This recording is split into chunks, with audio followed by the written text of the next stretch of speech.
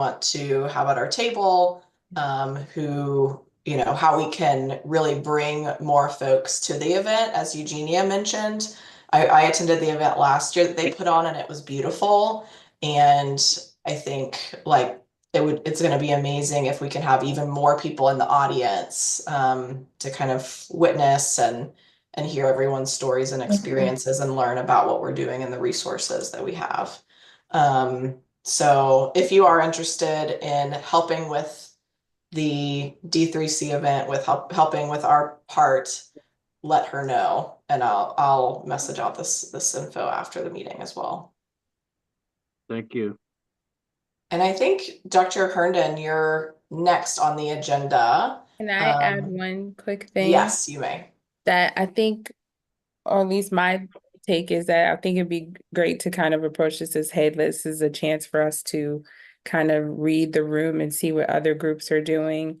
And then we can give constructive feedback going forward, because I'm very concerned about the target populations who is going to attend these events, and who are we really trying to make sure they know and understand what we're trying to do.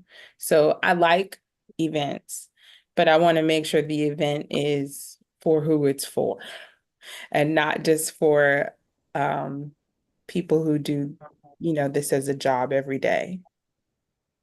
That's my take. So are you saying getting more community members there or getting Yes. more? Okay, yeah. Just being clear and more intentional about the work Mhm. that we're trying to do. That people are, it's nice to have these events. I think what I've learned is that people have community events.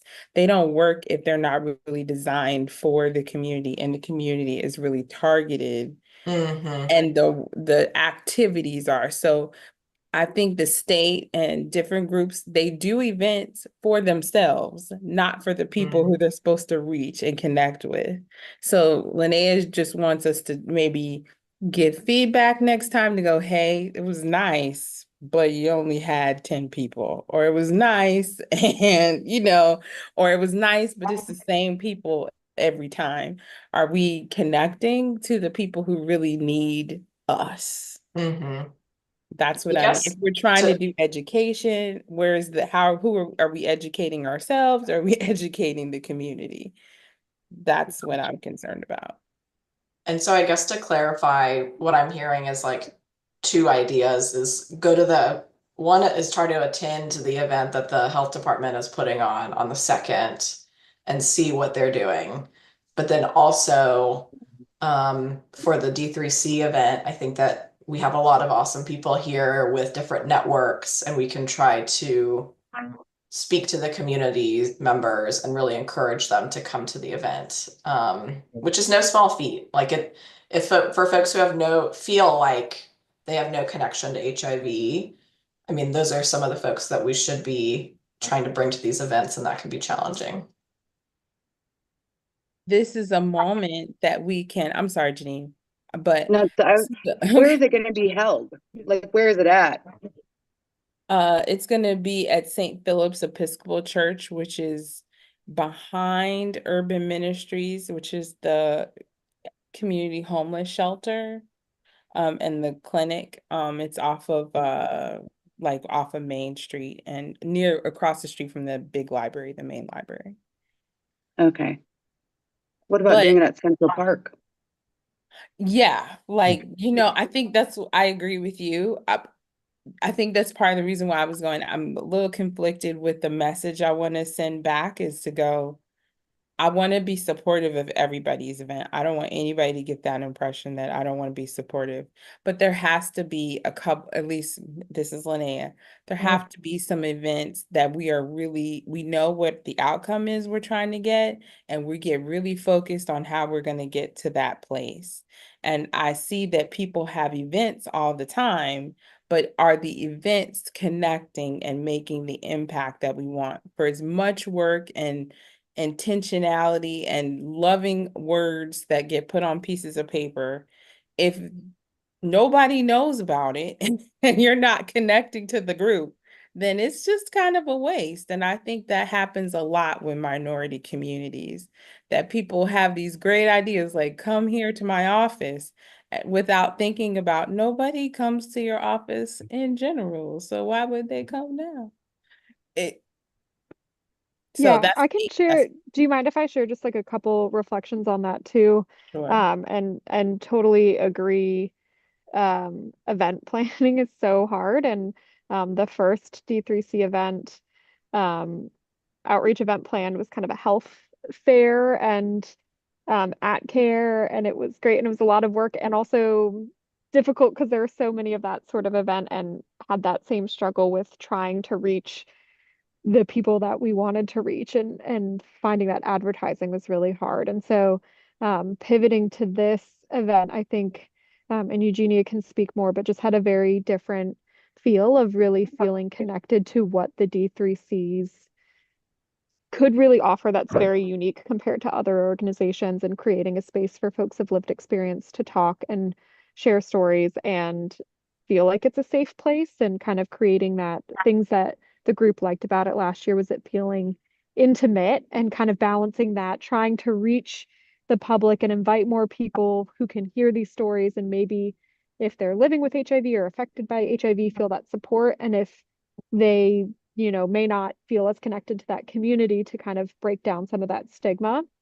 Mhm. So the Mhm. D3C members have been really, really thoughtful in how they're thinking about that, and it's really great. And I think I don't want to speak for Eugenia, but I think we'd be absolutely thrilled to have the benefit of having more collaborators and have them get out the word to folks that they have connections with. Is you're so right. You're more likely to go to an event if you're already tapped into a community or hearing from someone versus just seeing a flyer. And we've tried those different ways, and that wasn't as effective. But Eugenia, I don't know if you have Yeah. more thoughts on that too. Yeah, I was gonna chime in because it's for I agree with you, Lizzie. We worked really hard to try to make it about people with lived experience and people living with HIV, right? And that's the goal. But I just over the last couple of years and just going to other events, I'm finding that it's getting harder to bring out the people for what it's not like it was. I remember going to events like 20 years ago and it would be a packed out house. I just had this conversation, you know, with one of the professors from Central who was, we were talking about this, like it would be a packed out house. And now it's just, I don't know what it is. It's just the recruiting, trying to get people to come. And I've been to, events. I've been going to events for the last, couple of years, last few years, local events, and it's getting harder, but we do try to invite people and invite them to share their stories if they feel comfortable. But the goal is to make it about people living with HIV, right? And to bring the community together and to bring resources together that, they may not know about or have access to, just to bring awareness. So that's the goal of our event. And yeah, so I think we accomplished that last year. It was really good. But we do want to we want to be able to reach more people. And I do believe partnering is the key to that, but getting the word out. And we do that, and Lizzie does a great job with our flyers and we send it out to a lot of places. I think we even did something with didn't we advertise on the radio or something? I think we even had to send it to to have it advertised on the radio. So yeah. Yeah, Janine. As a person living with HIV, I'd just like to say that the most successful events that I've been to in the last 2 decades have been events that are kind of focused more on awareness, but like also, yes, making it about creating a safe space for those of us living with HIV that are not comfortable, being out with their status. But that typically is not what I've witnessed as a person living with HIV who is out and knowing people who are living with HIV who are not out about it. They it's not really, they don't really care about that. They care more about, in my experience, they care more about like it being an event that kind of brings awareness and brings community together and it being something that's fun. Because a lot of people that are in marginalized communities that are living paycheck to paycheck or with the different restraints and restrictions that like just living with HIV, let alone some of the other marginalizations that will happen depending on what community they belong to, they just want to be like, hey, I had a nice time, I had fun. And a lot of those events that did that, I think, and did that well, that I've attended, were events that were like at um bars, restaurant spaces, and they had art. A lot of them would bring in art from those living with HIV and bring that in. And if they wanted to do like spoken word or anything like that to share the message, and they would be packed, and I mean packed, filled with people, filled with community. And then there would be an area where they were doing testing and they were talking about PrEP and handing out condoms, and all of the other like harm reduction strategies that you have. But the events that are like more in a health department, like clinical setting, people don't come to. And it is like 10 people show up and we're not reaching out, we're not raising awareness, we're not getting the message out. And those of us living with HIV spend a lot of our time in doctors' offices, and that's the last place a lot of us want to go to. I just wanted to add that. Yeah, no, that's very, very helpful. And I think these perspectives, it's so important to hear from someone, who's like gone to other events, because we do want to reach folks, have them want to come and like feel safe, enjoy themselves. And I also want to say that we'll have opportunities to do events or do things with different goals. And it sounds like at the end of the day, it is like the D3Cs, this is their event, and we're going to be there and try to support them any way we can. And then we're going to look forward to the MLK Day. We're going to have, that will be like our event, and that we will have very clear, like, I love the idea of also making it like focused on the community. Let's get together, let's network, let's have a good time. And then it will also have like we need to get the leaders in the room or the stakeholders in the room and make some noise and ask for what we want kind of thing. And so this is just like the start of different events that we'll have. But yeah, I think like, gosh, I want to spend the whole time talking about World AIDS Day, but we'll shift focus and have extra meetings outside of this monthly one for the World AIDS Day planning. And Dr. Herndon, I want to give you the floor to explain your kind of ideas with faith community outreach. First of all, thank you very kindly, and I'm certainly appreciative to all of the work that's been going on.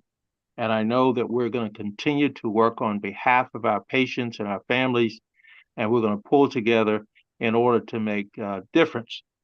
So with the many different conversations and collaborations that I've been working with and that we all have been working together, just to give you a brief background of myself, I've spent about 25 years in ministry and is a chaplain, retired from Duke University in administration as a medical center administrator, and I've traveled to over 22 countries in 37 states and on 8 mission trips. So, as my grandmother would say, that I know a little bit.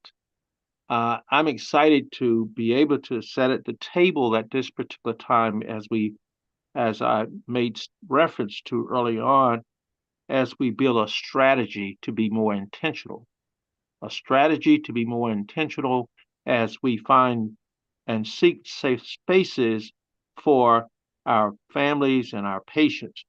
So, with that being said, also, I spent about 7 years as the 6 or 7 years as vice chair and president of DCIA, which is Durham Congregation in Action, along with about 15, 20 years with the IMA, and this is the Interdenominational Minister Alliance.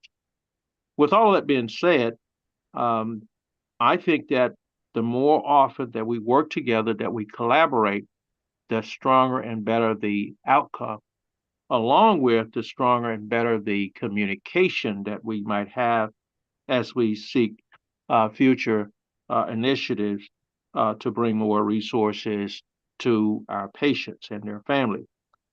So with that being said, Ms. Lanea and myself and others, we have talked at length, and I spent most of my time with sickle cell, but spent some time also with working with individuals with AIDS also, is to have a two-pronged strategy.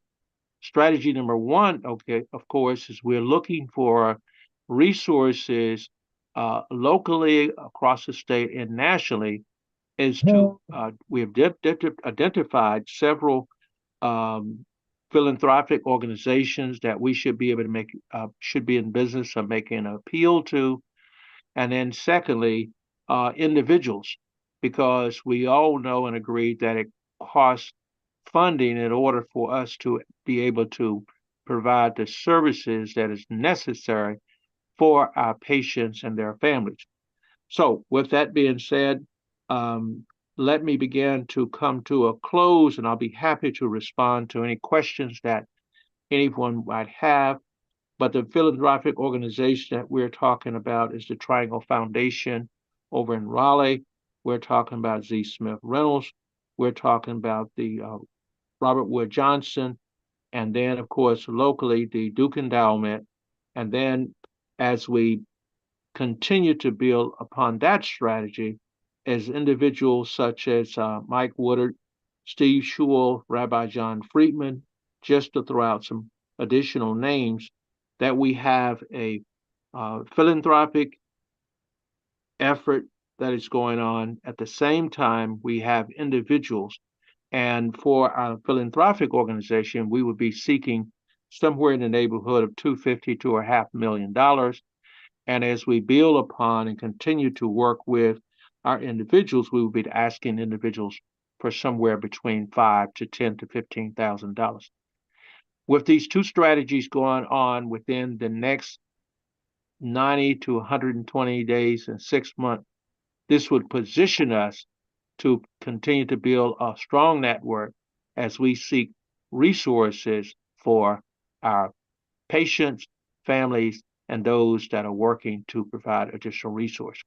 With that, this is my presentation, and I'll be looking forward to anyone who have any additional questions or comments for further clarification.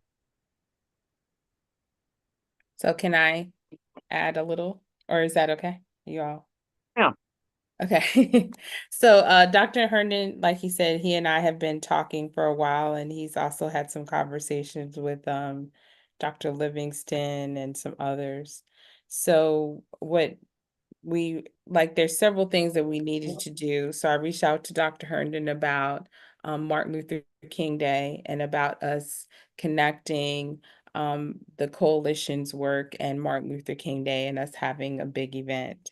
Dr. Herndon agreed right away and said yes, that he would absolutely tie it in. And that's a large gathering of congregations that are working to, commemorate Martin Luther King, and that he agreed that Martin Luther King Day would be a great day to gather people together.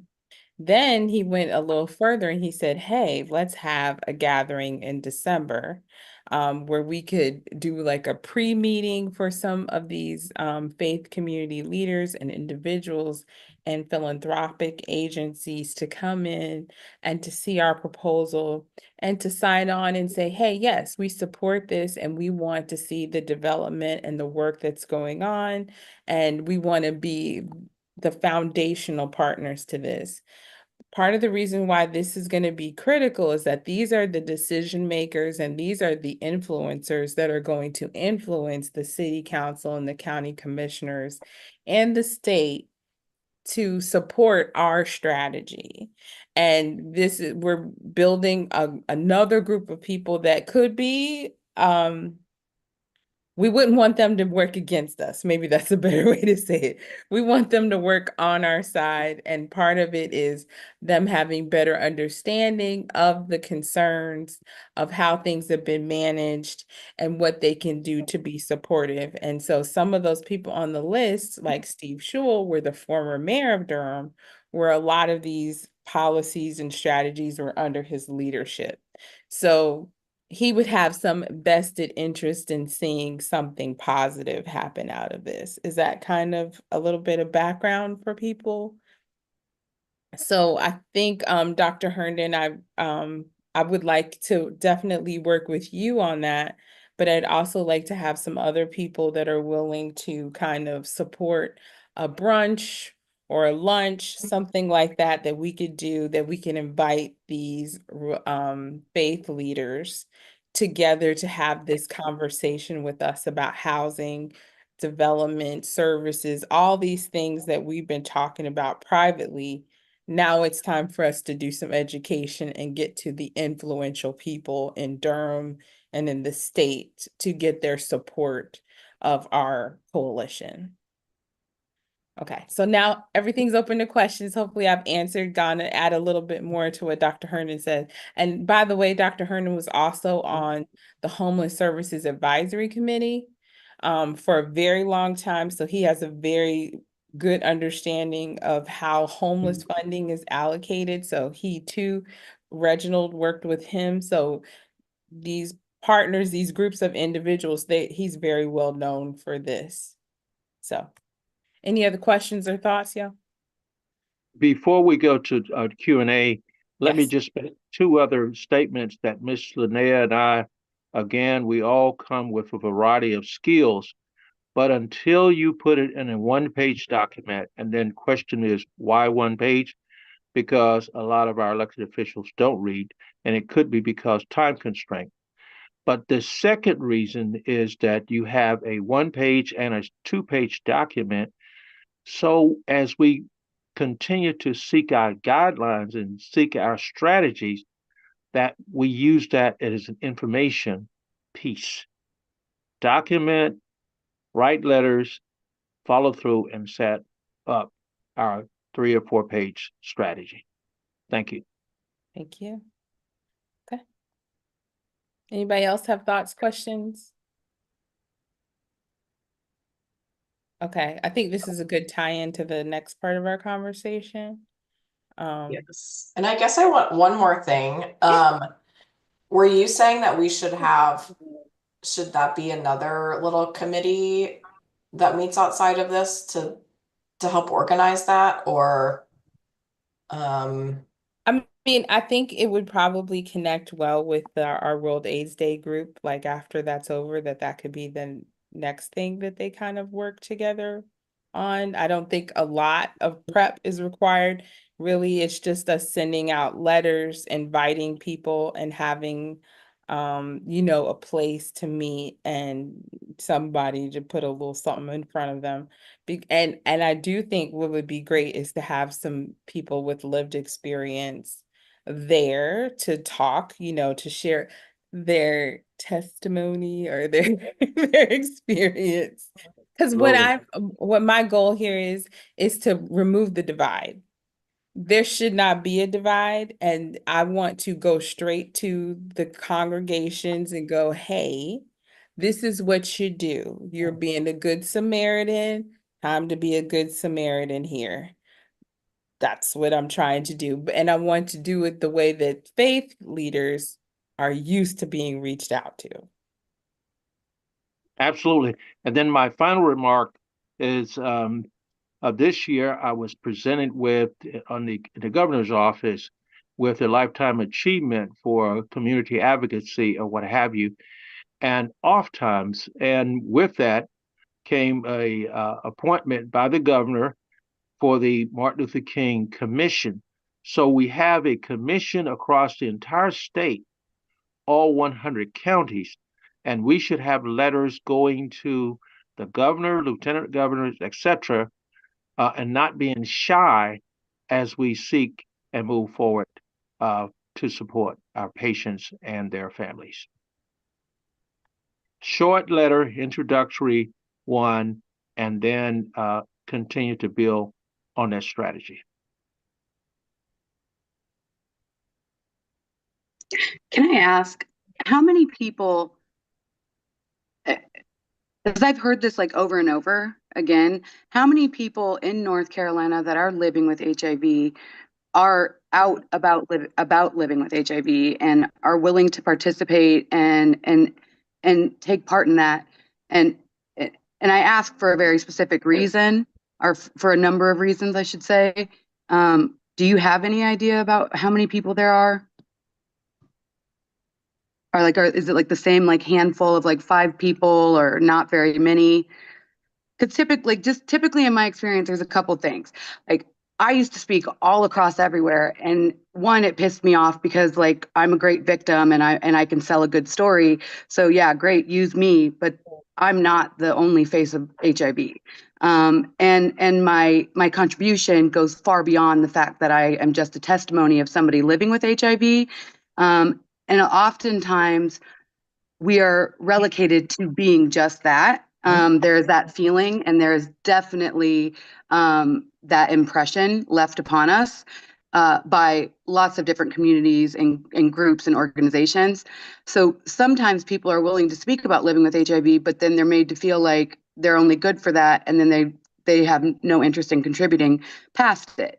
And other times, like, people don't understand the discrimination and the backlash that will come with being out, um, which is something that me as a young activist and advocate experienced, not knowing and not having that understanding. And I think there should be something that if somebody wants to contribute their testimony and their voice, there should be ways that we are empowering those people, much more than just being a testimony, one. And two, it should be diverse, because we're speaking to diverse groups of the population. And I don't think, one person should be speaking for other groups. They can speak to that experience based on what population or demographic of the population and community they belong to. But that does not cross a lot of divides, and it doesn't include a lot of the other discrimination and further marginalization that they're going to experience because of it. So there should be like some kind of training or something that goes into that and prepares people for what they're going to go through and for what they could face when doing it, and a safety net. And that really doesn't exist. So just like a couple thoughts that I wanted to add. And if you know of anybody that is willing or that does, because I've only met like 2, 3 people in the state of North Carolina that I know have gone to like different events and national conferences, but I have not, since living in the state of North Carolina for 3 years now, I have not one time met up with anyone. And most of those individuals knew that I moved here when I moved here, because it's a small community nationally, and I'm known in that community. And it was like immediately I had people reach out to me and they were like, "Oh, we should get together," but then nobody does anything. And I reached out to so many different networks, just trying to like, "Hey, what can I do? Like, how can I get involved in this state?" And I don't know, where the divide is, or like what's happening, or like where the disconnect is. But like, if we could find a way to kind of address that, I think that we would have more people that are willing to share their stories, and the diversity that we need and should have in sharing those stories. That's just my 2 cents. Well, first of all, I'd like to Um, give you a high five and a big hug, because that's the reason that I'm suggesting that we send off a letter sooner than later to the to the governor, and have our commission, because that is what the work should be done. to remove barriers and to uplift the many different underfunded initiatives or underfunded support. So you're right in line, and sooner that we write the letter off, we put the governor on the spot, we put our lieutenant governors on the spot, and look for more support as we move forward. So thank you. Eugenia? Hi, so I'm a person of lived experience, and I just wanted to say I'm sorry that you are feeling that way, but there are people that are willing to tell their story, that are local, that live throughout North Carolina. I'm one of those people. So I just think it's about trying to, I guess, connect with those people, but we do have some. We have quite a few that are willing to speak, I think. We had some at our last event last year. So I just think it's about but I will agree. One thing that I did, we talked about in one of the conferences I was in not too long ago, is when people share their stories, they need to be able to, because it's like reliving the trauma, right? And so they need that support. And like she said, everyone doesn't understand. Like sometimes when you get out there and you're out there and you're telling your story, there may be backlash. And so everyone doesn't feel comfortable telling their stories. But you have some that are out here and that are ready, willing, and able, i.e. me. And some others that are known on some national platforms and do local work too. So if you guys need some people, just let me know and I'll ask. But again, I think there should also be a support system in place just in case, and we should, if people are willing to come up for the first time and open up, there should be some type of support there for them if they're willing to do that, if you all are making that space for them, because it's not an easy path. I had a whole bunch of support, so I just wanted to add that to that because it's not easy. Okay. And I think what I would just encourage us to say is, what would be what would we feel like is the right thing? I don't feel like this, I think this should be kind of an ahead of other groups hearing and meeting us. This is a private, like, let's get them on our team kind of meeting. So I don't necessarily, I think there should be one or two people that feel comfortable being there. I don't think it's okay. My goal would not be to go, hey, get such and such, tell me your story. Just for you to be there and shake hands and people be like, oh yeah, they're really connect. This group is really a thoughtful group. But but I leave it up to that group that wants to plan and how you would like to do it. Because frankly, what we're looking for is a visual show of support for the work and the new direction we're going in. That's what we're looking for. So how we arrive at that place, I'm open to, if that makes sense. Put me in, coach. Tap in. Haley, were you gonna say something? Yeah, I can't figure out how to raise my hand, but that's okay. I'm with Miss Carolyn on the technology today. I love you, Miss Carolyn.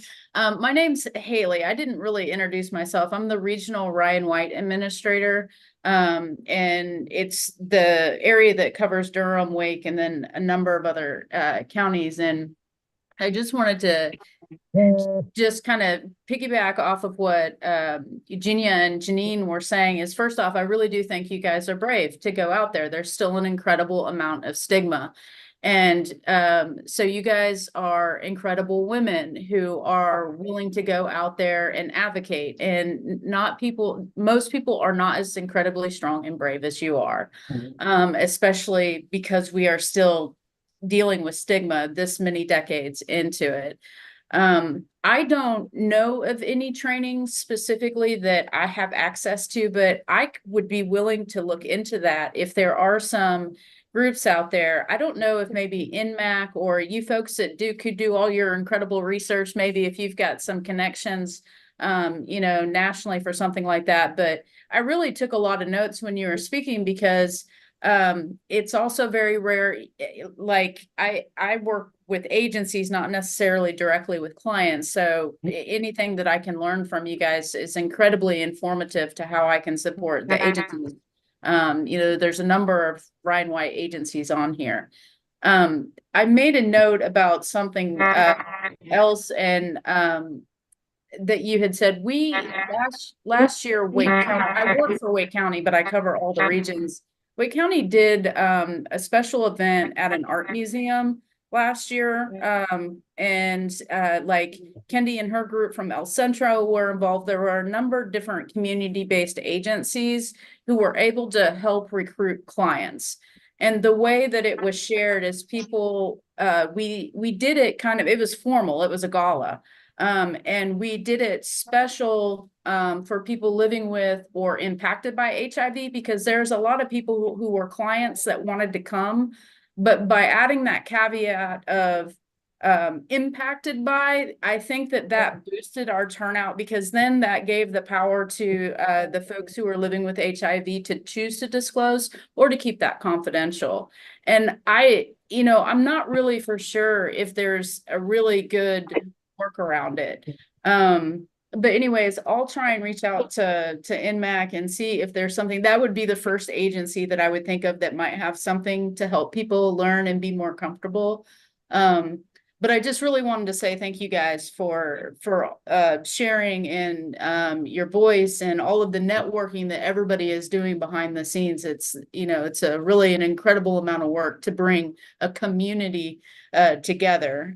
Small groups, yes, but to bring community together, it takes everybody's voice. So thank you, and thank you for inviting me to be here. Thank you for being here. And I think a theme that continues to come up is that we are to some extent working in silos, and I've experienced this trying to work with Lanea to get in touch with folks who do have power, and you're like knocking on doors and no one answers, and then finally someone answers. And I'm hoping that like we can serve as a door for others who want to work together and do really good things to support the community. And as we do have our events, it's going to be so mindful to keep everyone involved, their safety and like in mind. And so I think it's really helpful. Like I'm learning so much just from hearing your all's experiences. And I put in the chat box, but Dr. Livingston has done a play. And it was designed for the community and for really faith community groups. So maybe we could tie that in. Maybe there could be a play or presentation of the play, and then a discussion about our proposal. So we could ask him to do that. Maybe we could get some students to help us plan some research, because that was always people. It's very hard to say no to a student. So yeah, that might be another opportunity for us to collaborate. So, but yes, thank you. Okay. Right. And I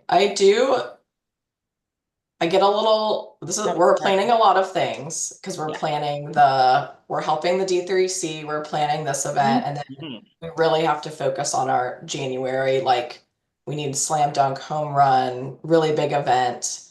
So I kind of feel like we'll need to meet outside of this meeting for all of those and start really early. Yes. So because I just get nervous waiting. So yeah, be on the lookout for planning emails about that. Okay. And then I know we've already gone an hour. For those who can stick with us, I think this is a really important segment of the meeting where we discuss our asks and our responses to the regional housing and urban development HUD folks, and as well as to the city development and city manager. So we asked One, we asked individually for the HUD people in Greensboro, that's like their flagship office. Like, hey, what are y'all doing? We were a little worried about what's happening in Durham, and they said that they would be open to meeting with us.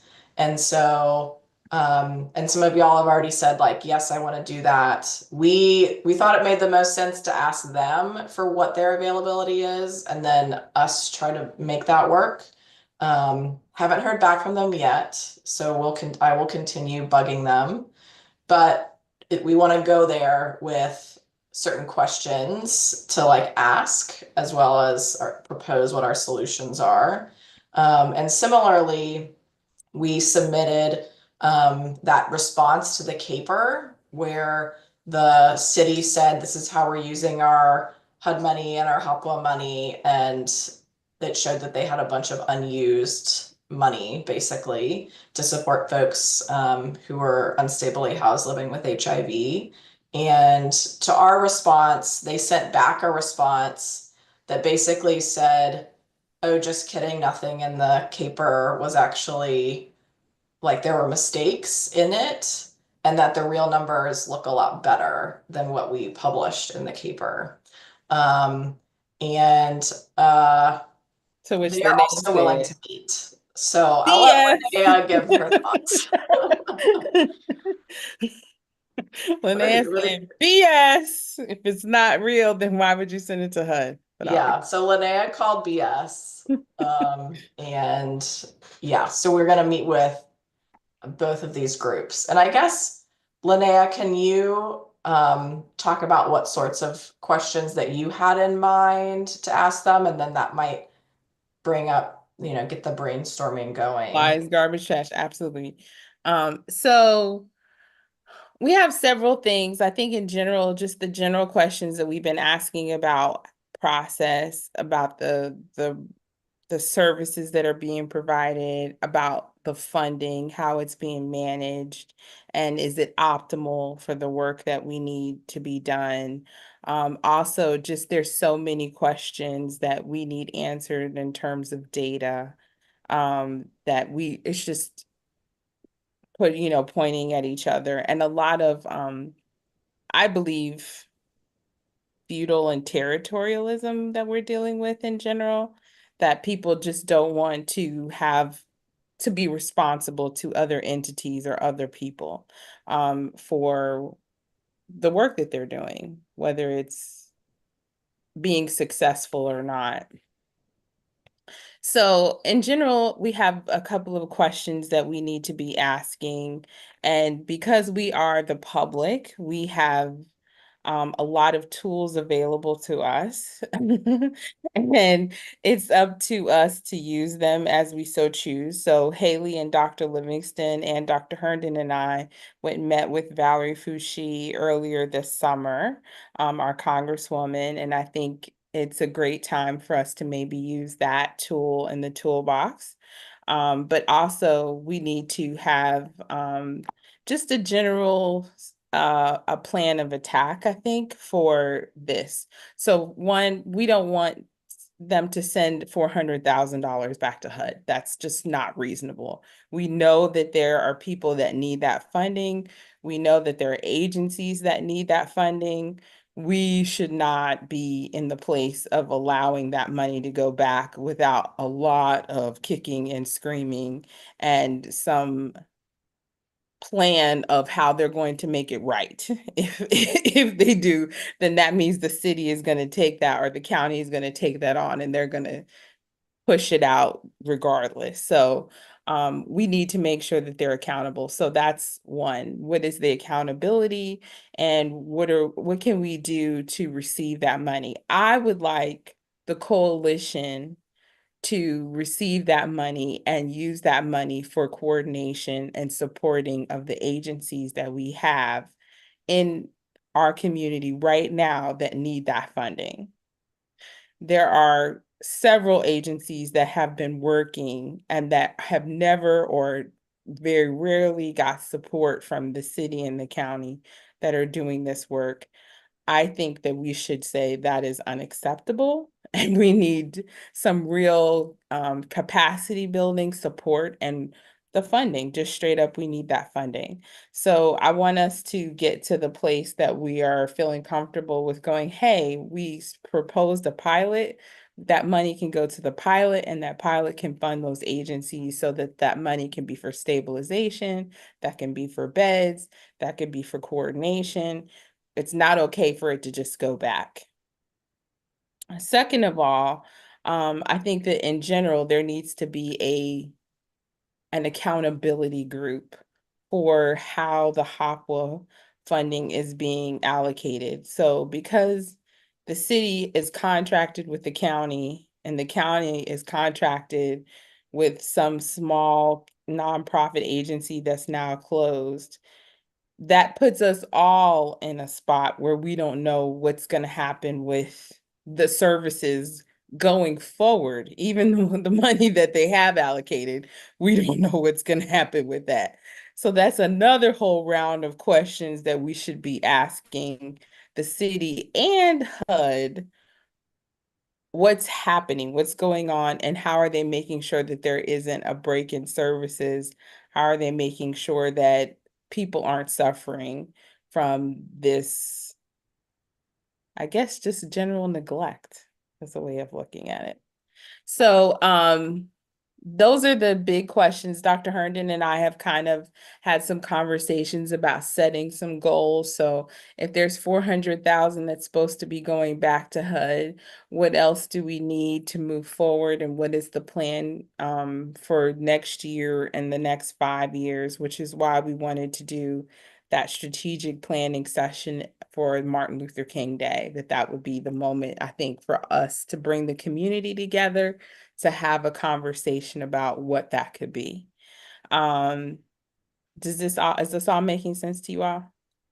Yeah, I have a question for you, Linnea. Yeah. So, has the city of Durham, who they're the HUD, they're the actual HUD recipient, and then it's subcontracted out a couple different times. But have they put out, are they doing their 25-30 consolidated plan for HUD? Have they made any public announcements for meetings for those? Not that I've received.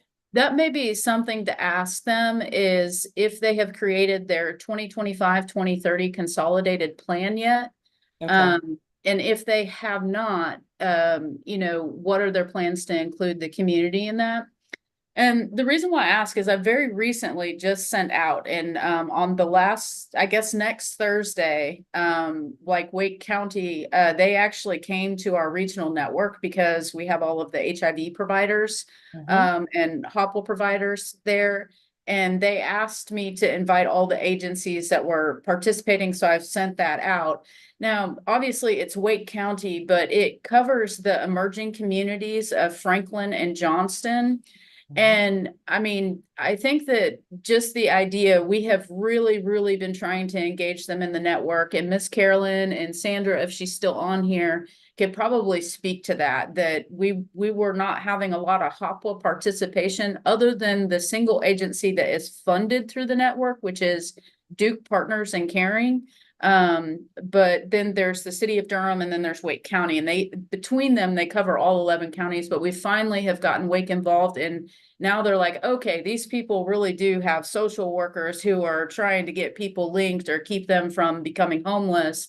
And so I hope that something will come of it. So I suggest that you ask that. And the other thing is, just because I work so much with grants, you have to be really careful in how they're writing the grants, because if they have $400,000 that's left, and what they really need is some short-term stay money like hotel, motel, and they never wrote that into the grant, they can't move that money into it. So it is best to have more lines on the grant. So even if it's just like, we're going to give a token $50,000 for permanent housing placement, PHP, or whatever it is, however, there's these different areas. And so if you have the money there, usually if you can go to HUD or to whatever agency and say, look, what we're experiencing right now in our community, and Miss Carolyn can speak to this because she does a lot of this for us, but there are a lot of times when we just need to put somebody in a hotel for a weekend, and then we can get them where they need to be. And nobody used to write any money for that in there. So anyways, I'm just kind of, You're right. You're right. I mean, And just thinking about like they've got to write it so that it's flexible to meet the changing needs of the community. So right. I'm 100% agreeing with you. And I think what you're saying, we need to include that in what we're writing and putting out.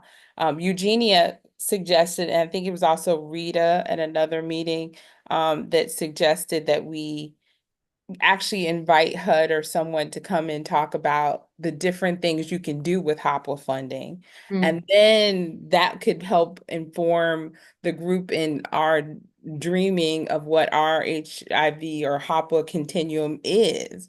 But yeah, right now, yes, the city of Durham is only doing two things, TBRA and what's the other Strum thing? And short, STRUMU. And right. short-term And rent utilities. and Yeah. so go, Miss Carolyn, did you want to say something? Yep. No, I just said strum you. Okay. Right. And so this would be our opportunity again to have those conversations. And I think this could be one of those pieces that we share with HUD and go, because we have a lack of real transparency and real planning going on, we need another entity in this mix to help the city balance this conversation out because they're just really focused on this one little pipeline. They're not really thinking beyond that. Um, so yes, I think what you're saying is perfect, is key. Yeah, and it's really complicated. Like I think, one of the biggest challenges we face is we have T-BURP vouchers, which is the tenant-based rent, to help pay for the monthly mortgage or rent. And one of the reasons why we have vouchers left over in all three of our agencies is typically because they can't find a landlord who will accept it. And so that's the responsibility of the Hopwa people to be able to help find landlords who will accept the program. And so there's lots of little barriers like that I mean, well, it sounds little when you say it. We just need to find more landlords, but the actualization of that, and especially in our area with such an incredible influx and shortage of housing and everything. But I think that what you said that really stood out for me is for them to be able to help you guys or help us like understand all of the different like categories that can be funded, because hopefully if the HUD folks in our area are listening to us, we're telling them, okay, you've got maybe pull a little bit out of this and put a little bit into this. And so I really hope that this transparency kind of this path moves forward. And I think that part of what I'm hearing you say now, and what I think I've kind of been understanding, is that there might be a place where we end up advocating at the state level for better coalition building and coordination of housing services, because that is what the North Carolina Coalition in Homelessness does, right? Is that they figure out that what the whole entire state needs, where there's gaps in services, and they advocate on behalf of the whole state. It's still coordinated through Raleigh or through a central body, but they're still making it happen. And so that might be the direction that we're heading in, because I also know that we know the state sends money back too. It's not just Durham. Yeah. It's just in general, people don't know what to do with this money. And I think that's part of the reason why I wanted Dr. Herndon, was to start bringing in these other politicians, these other people who don't know anything. And if we could tell them what we want them to know, we can maybe point them in the direction to be more influential going forward for our purposes, for our direction that we want to make. So yes, I am political. I'm political, no problem. But I I vote want like to a make sure, childless cat lady, so I'm with you. so I'm very happy to make that point known, because we've started having conversations with Zach Hawkins and some other people, and Haley reached out to Marsha Murray, who is another state legislator. So I think there's a lot of place where we could go, hey, North Carolina is losing a lot of money on the table. That is very powerful conversation for elected officials. When you say you're leaving money on the table, they start screaming. And that, I think we could really be really influential with Lanea speaking. So Mhm. I know we're at time. I don't want to go too much longer. Haley. I guess, could I share my screen for a second? Would you give me the ability to? Did I take power back? I think, yes, you've got power. Oh, sorry. That's okay. Go for it. I did want to just quickly hear folks' thoughts on responding to the response that we got from the, what is Reginald Johnson, the county Community development commissioner, the community development folks, director, yeah. director. Because what I think the people in this group who have done more advocacy and stirring up ruckus will feel more comfortable with this and know what to do. But so to me, this is the response. So basically, we said you only, for rapid rehousing, you only met 36% of your goal. And for only just 41% received homelessness prevention services. That was below your goal of 75. So that's like 54% of the goal. And what the response was that the time period of CAPER, I guess, is in a different scale. And I guess there's basically, we have more time in the year or in the allotted time period to spend all of our money. And we're actually exceeding our goals in all these areas. And so they said they were like, for permanent housing placement, they exceeded their goal. For short-term rental, exceeded it. And then the only one they said that they didn't meet was the tenant-based rental assistance because they weren't able to get enough landlords to like accept the vouchers. I can see where we can kind of come back there and say like, well, that's not acceptable. We need to figure out how to get the vouchers used.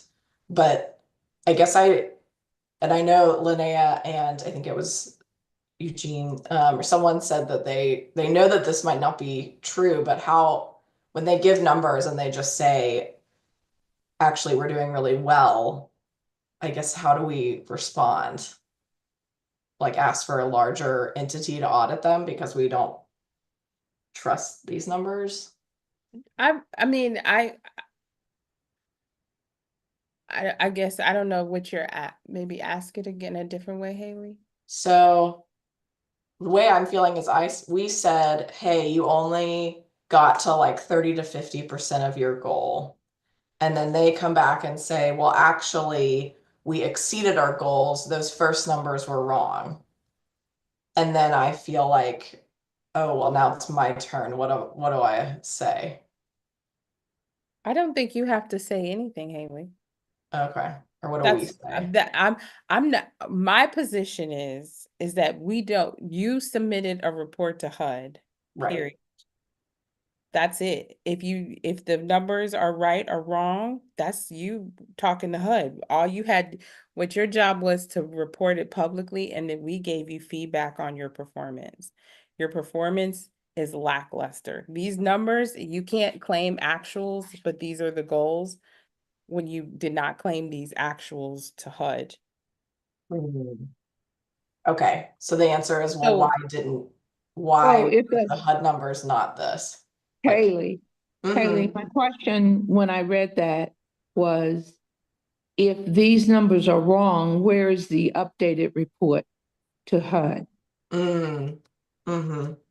If you guys got a final CAPER report and these are the numbers that were on that CAPER report, then how are these numbers wrong? I mean, what they're saying is the table below provides the performance measures reported in September 27th, 2024. So I don't know how they are saying these aren't the numbers, but these are the numbers. I guess we can point to like the lack of transparency and um What they're doing yeah, is they're playing the mixed number game. yes, they are. They're doing, and if we play the game with them, If we get into negotiating each line of their response, we will never win. Right. We won't get anywhere. Okay. We need to stay with the Action. bigger picture. The bigger picture is that it's not a problem only of Durham. It's a problem. This is a problem. Now, they unfortunately or fortunately, they live in the county with us. So they're Mhm. gonna have to live with us. Right, right. And unfortunately, if other counties haven't decided to get a bee in their bonnet about it, that's their fault. But for us, I see that when my job was to make sure that we are not losing money in Durham. Mhm. That's your job when you work for community development. You're supposed to make sure the most money that can come to your community can come, and you don't want anything to block it and anything that's keeping you from spending it to help people. Because what that story does, if you're sending money back to HUD, what that story says tells HUD is that you don't need it. Mhm. And that's not true. I mean, I would actually ask Sarah, I would ask every social worker at Duke, do you not need this money Mhm. for people? Yeah. Ask Miss Carolyn, do you not need this money? Miss Ruff, I definitely can speak to the fact that I talk to people every day that are homeless or couch surfing that have applied everywhere I can think of for them to apply that can't find housing or support. so I don't think that if we allow this, because they're doing their job, which is to go, well, if you'll talk to us about it, then we can negotiate with you. We are not in the place of, we got an email from a city council member. We've been visited by a city council member who said this needed to go to the city manager's office.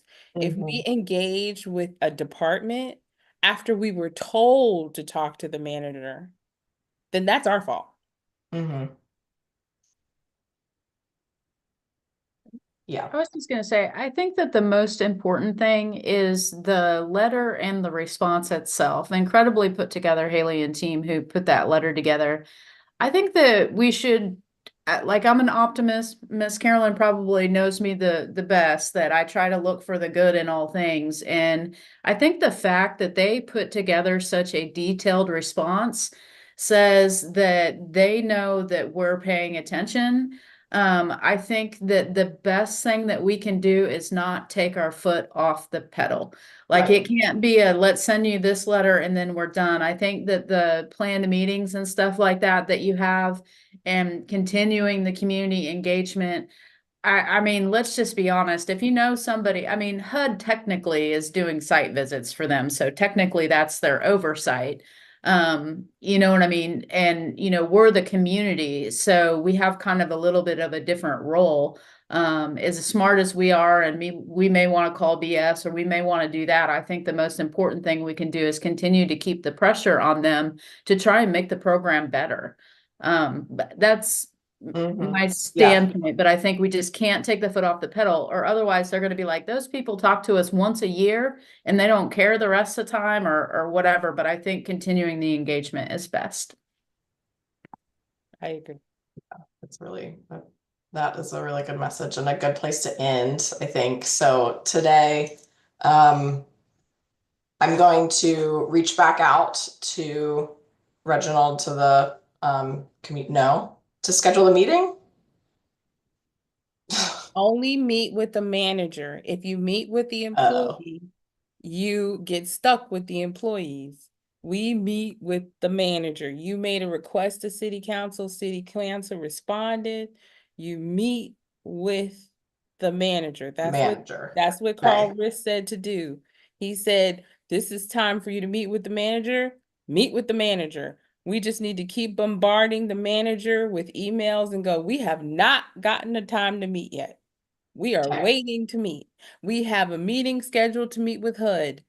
You probably want to get in with us before we get there. Which I'll message back about HUD too, because they haven't given us a Yes, response. So but I'll message both. if we meet with the underling, we get stuck with the underling message. We don't, that's what happened with the health department. We got stuck with Dennis Hamlet, frankly. I'm not interested. Dennis has no power to do anything.